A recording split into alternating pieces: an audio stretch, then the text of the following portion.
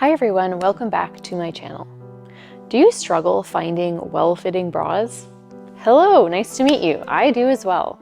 In fact, I recently came to the conclusion that as a nursing mom who also has an unusual bra size, I basically have no option but to make my own bras.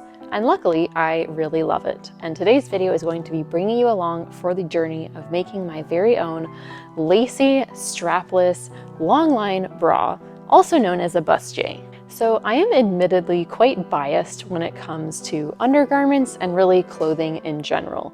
As a historical and vintage fashion enthusiast, I really am of the opinion that most historical and vintage clothing items, bras included, were simply made better back then. However, I recently decided that it's okay to have the best of both worlds, and I wanted to try out making a more modern style of bra.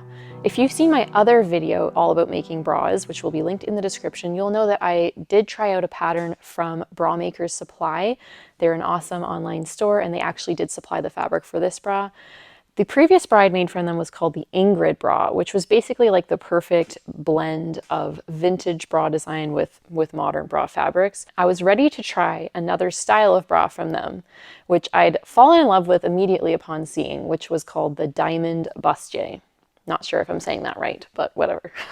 So the Diamond Bustier is a long line bra that does have the option of being strapless, and I wasn't originally planning on making a strapless bra because I haven't worn one since I was a teenager and was kind of skeptical that it would be supportive, but I just simply did not have hardware on hand for making straps to match this particular fabric, so I just made a design choice to go ahead and try a strapless bra and see how that went. If you're interested in seeing how that went fit-wise, be sure to stay tuned until the end of the video, of course. So this was also going to be my first time making a bra with underwires, which is a little bit intimidating, but I did make a mock-up and tested out the construction of this, and that mock-up did show me that I actually did need to make my bra in a different cup size, so that was helpful information to have. So as I said, this video is going to be taking you all along for the journey of making my very own lacy, longline, strapless bra to really up-level my wardrobe. Speaking of up-leveling my wardrobe, I'd like to introduce you to the sponsor of today's video, Lily Silk. I have recently made a huge advance in the area of up-leveling my wardrobe, and it was well needed because since the birth of my last baby, my body has been a completely different size than I was pre-pregnancy, which meant that none of my very tailored wardrobe was fitting me, and I was also just ready for a style change in general towards more soft and comfy clothing, and Lily Silk definitely came to the rescue. Now, if you've been around here on my channel for a long time, you may be aware that I have worked with Lily Silk in the past, and that is with good reason. Lily Silk produces extremely high quality silk products, but not just silk, as we're going to get into in a minute. So I've previously talked about their lovely silk pajamas and their hair care items like silk sleeping caps and silk pillowcases and things like that. And that collaboration really did convince me that they have very, very high quality items. I mean, just the pajamas, I could tell as a seamstress from looking at the seams that these were very well-made pajamas, not what you normally get from ready-to-wear clothing items.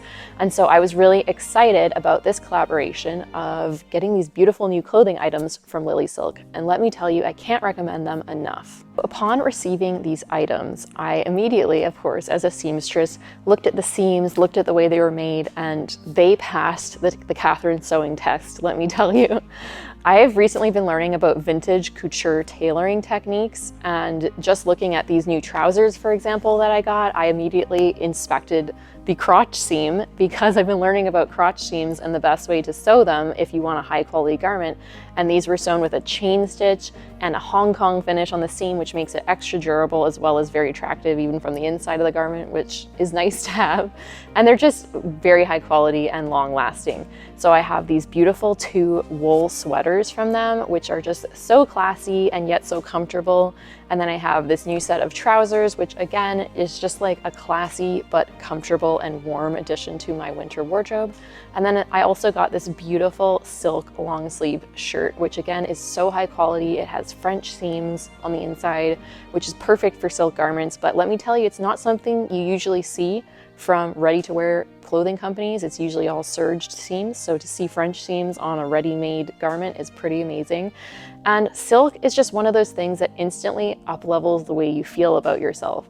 I am a busy mom. Most of my days are spent at home or, in my studio here being very busy, but I still like to dress as nice as I can because it really does boost my mood and the way I feel about myself and really life in general. I'm also a big believer in buying or making quality clothes, but I don't have all the time in the world to just make my entire wardrobe as much as I would like to. It's going to take time. And so it's really nice to be able to find a company that I trust that makes high quality garments using natural fibers like silk and wool that are so well made, and it really is worth it to invest in quality clothing. Even if it costs a little more upfront, it's really going to work out in the long run because those garments are going to last you so much longer than your average, cheap garments that break down after a few times in the washing machine, essentially. I really recommend you to go and check out Lily Silk's beautiful line of clothing. They have some gorgeous new items in for the fall and winter season, perfect gifting items as well. They will be linked below, and they are currently on a huge sale. Also, Lily Silk is even offering Catherine Sewing viewers an additional discount if you use my discount code. And again, that will be in the description for you as well. So definitely check out Lily Silk, and thank you Lily Silk for sponsoring this video. So I have the outer fabric that I want to use for this project, but I only have some white elastics on hand. So I am going ahead and dyeing my elastics as well as some cotton fabric for lining the cups with. It's actually quite easy to dye white things to a peachy nude shade using just black tea. But unfortunately, I left the elastics in the tea for a little bit too long and they came out a bit on the orange side. But I'll still use them to add character. After making my mock-up, it's time to cut out my fabric.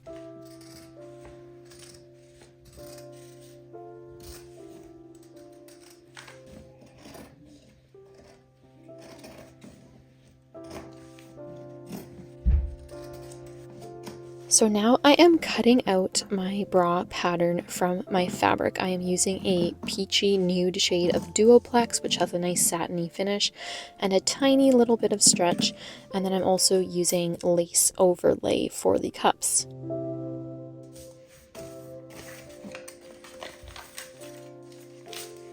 I'm also cutting out my foam pattern pieces, which are cut in the same shape as the outer fabric cup panels, except that they are minus the seam allowance.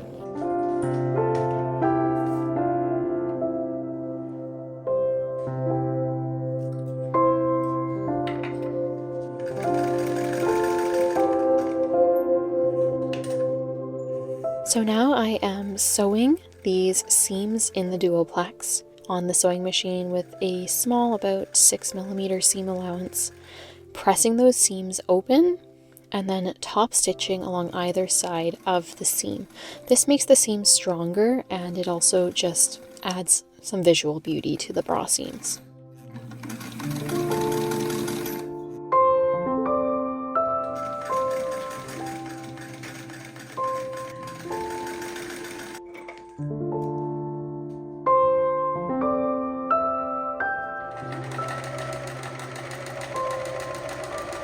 Now, to sew those foam cup panels together, because they're so thick, you can actually just butt the edges up together and zigzag stitch them, which is exactly what I'm doing using my slightly more modern machine to do that zigzagging stitch.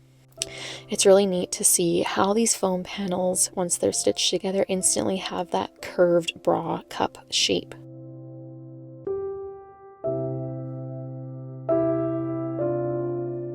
Okay, so now it's time to deal with the lacy layers for these cups. So normally when you're dealing with a lace overlay for bra cups, it's my understanding that you would cut them out the same way as you would for the other fabric and sew them together. I considered doing this, but I just didn't really want to because it would destroy the beautiful visual design of this particular lace. So instead of doing that, I'm deciding to take a little bit of an experimental approach and to drape and steam this lacy fabric over the cup shape using my tailor's ham and my brand new seam iron, which I absolutely love.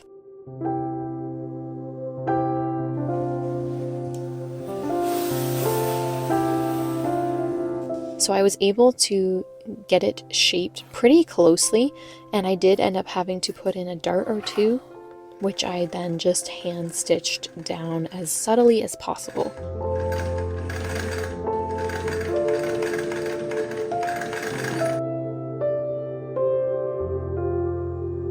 The dart is a little bit of a compromise, but it meant that I didn't have to mess up the visual pattern of the lace and that beautiful floral design, so I decided to go this route. Then I decided to do a little bit of an extra step, which was actually essentially quilting around the border of the lacy floral shapes in this lace. So this helps to hold the whole bra cup together in a perfect way, and it makes all the layers behave as if they're one unit, which is a beautiful thing. It almost gives this bra more of a feeling of one of those factory steam molded foam cups rather than just being stitched together with multiple layers. And it also just looks really nice to make these floral shapes stand out a bit more.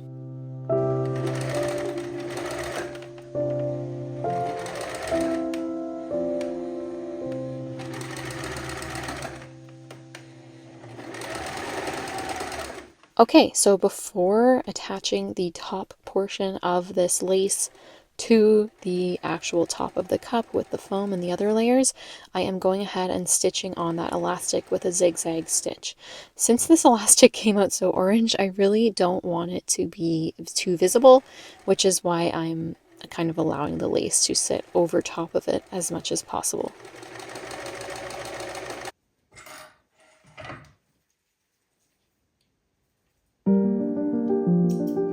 So now that these cups are finished, it's time to create the body panels and the band essentially of this bra.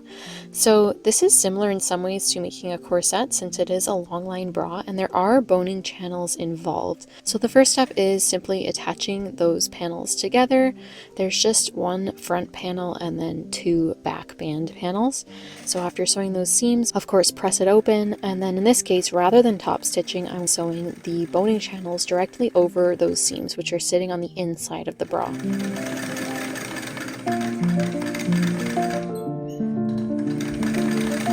So now I'm adding the boning channels. I started off by basting them in place with big hand stitches just to make sure that they're sitting directly over the seam where they should be, and then going ahead and machine stitching those down. Just a reminder that if you are looking for new, beautiful, well-made garments made from silk and wool, be sure to check out Lily Silk's line of gorgeous fall and winter items. The link will be in the description. Okay, so now I'm adding the bottom band elastic, which is done using a zigzag stitch. And this is a case where I'm again taking a higher quality approach to making this bra, and also more of a vintage approach, because I've looked at vintage bras and they do something similar to what I am going to do. So the instructions for this bra say to simply zigzag the fabric of the bra onto the elastic and then cut the fabric. I decided to go ahead and turn under that raw fabric edge and hand fell it down to the elastic on the inside. This just gives a nice cleaner look and is a little bit stronger too.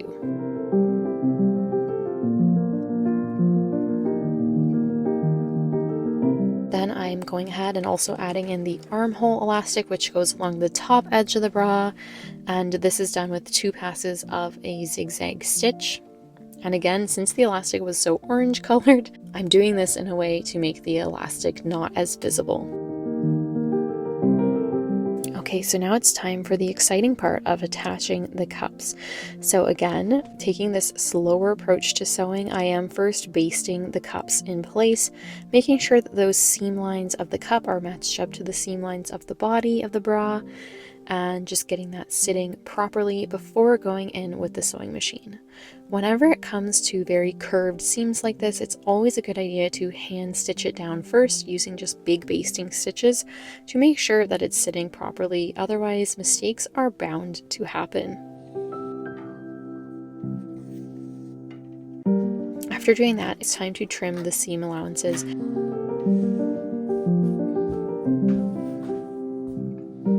Okay, so the next step is attaching the underwire casing tape to this seam under the cup.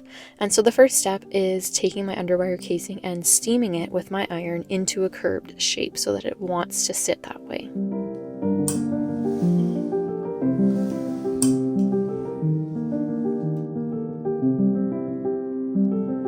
And now again, as you can guess, I am first hand basting this underwire casing to where it needs to go, which is in this case to the actual seam allowance, not to the bra itself, but first just to the seam allowance of that cup seam.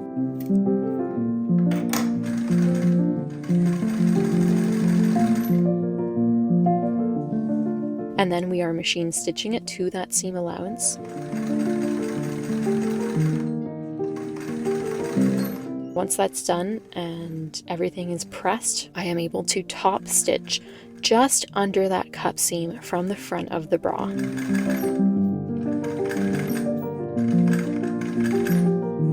This is partly for visuals, but also helps to hold the underwire in the casing more snugly later on.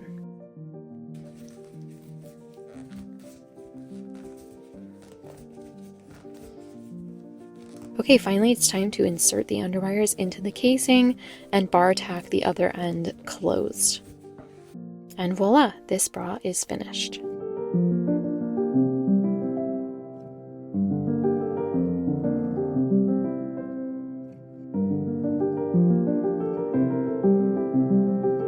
Okay everyone, so this gorgeous lacy strapless longline bra is finished.